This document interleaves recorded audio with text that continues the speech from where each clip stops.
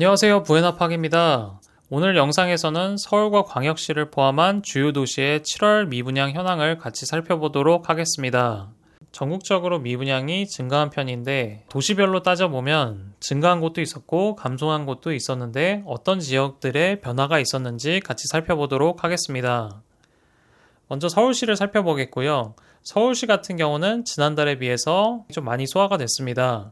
신규 미분양으로 나온 단지는 없었고 그동안 한참 좀 말이 많았던 아파트 단지들이죠. 강북구에 있는 칸타빌 수유 팰리스, 그리고 미아동에 있는 하나포레나 미아 아파트 단지고요.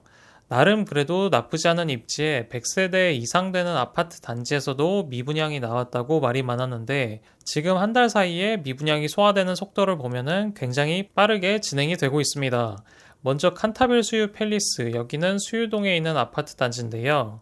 216세대를 분양을 했는데 5월에서 6월 사이에 소화된 미분양 세대수는 14세대였는데 최근 6월과 7월 한 달 사이에는 64건이나 계약이 됐습니다.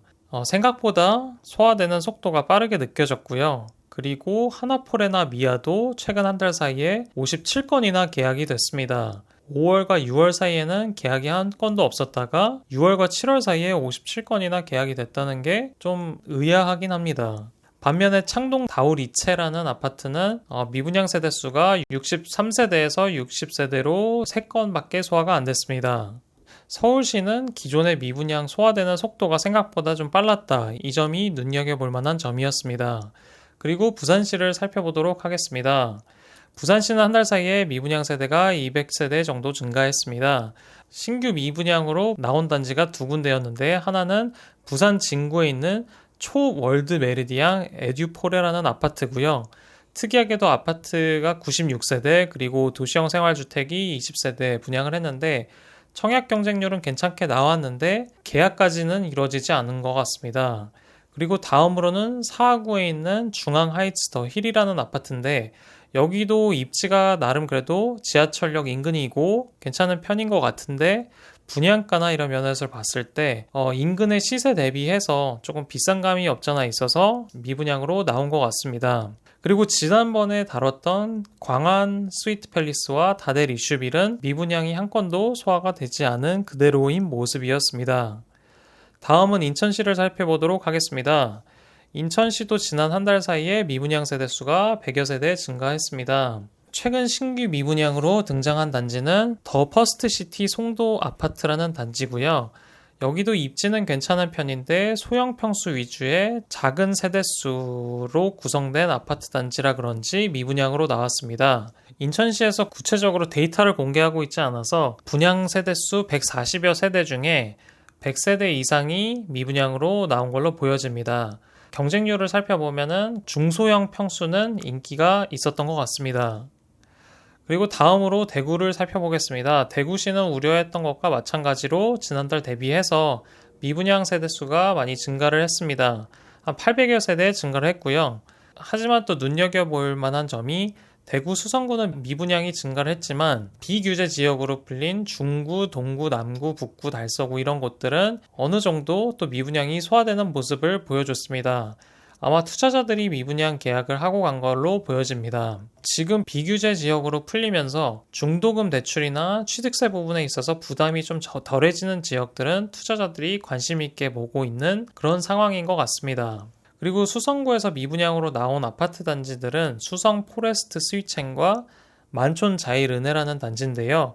만촌 자일은혜는 분양가가 9억 이상이지만 중도금 대출도 된다는 조건이 있었음에도 불구하고 분위기가 좋지는 않았던 것 같습니다. 두 군데 모두 청약 경쟁률이 굉장히 낮았고요. 근데 또 시간이 지남에 따라 소화는 될 걸로 보여집니다. 대구는 앞으로도 분양이 계속되고 있는 상황이다 보니까 지금 미분양 물량은 어느 정도 소화는 되고 있지만 앞으로 어떻게 될지 한번 지켜보면 좋을 것 같습니다. 대구는 이 정도로 마무리를 하고요. 다음은 대전시로 넘어가도록 하겠습니다.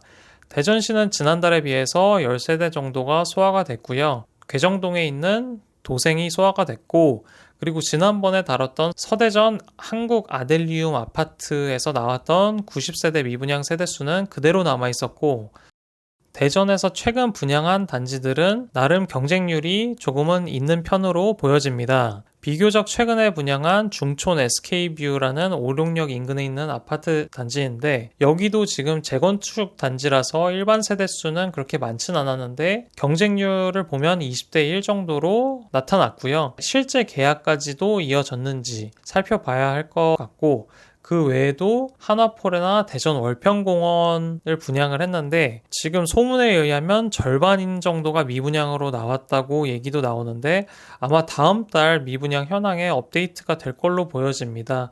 같이 한번 지켜보면 좋을 것 같습니다. 다음으로는 광주시를 살펴보도록 하겠습니다.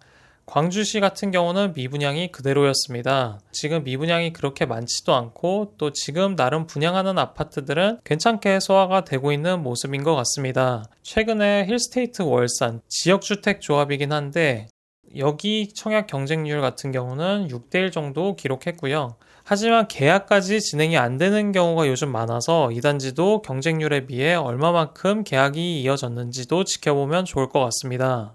다음으로는 울산시를 살펴보겠습니다.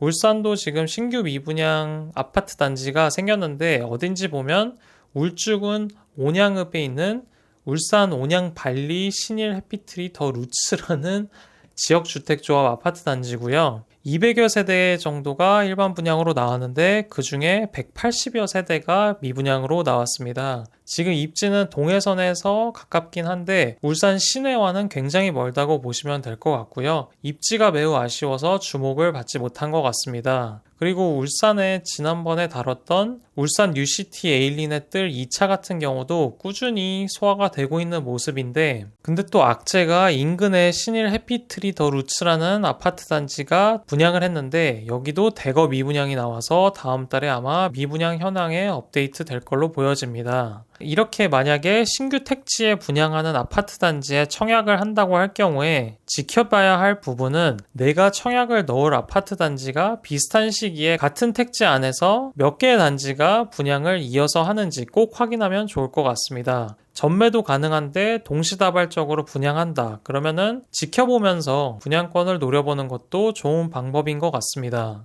세종시는 데이터가 굉장히 간단하고 아직 새로 업데이트되어 있지가 않아서 이 정도로 넘어가도록 하겠습니다. 마무리를 하자면 지금 전체적으로 주요 도시를 봤을 때 미분양이 증가한 곳도 있었고 감소한 곳도 있었는데요. 또 자세히 살펴보면 입지나 상품, 가격이 매력적이지 않아서 미분양으로 나온 게 납득이 가는 곳들도 많았고요. 그리고 두 번째로는 아까 봤던 것처럼 서울시의 7월 미분양 소화 속도가 그 전달인 5월에서 6월 소화 속도보다 훨씬 더 빠르게 느껴지는 모습이었고요. 다음 달에는 이 속도가 얼만큼 더 빨라질지 아니면 느려질지 지켜보면 좋을 것 같습니다.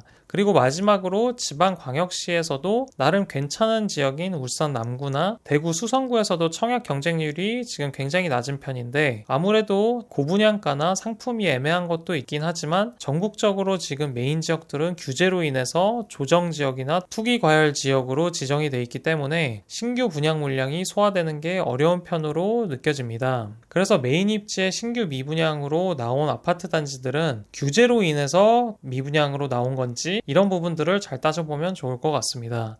오늘은 이 정도로 마무리하고요. 다음에는 더 좋은 정보로 찾아뵙도록 하겠습니다. 감사합니다.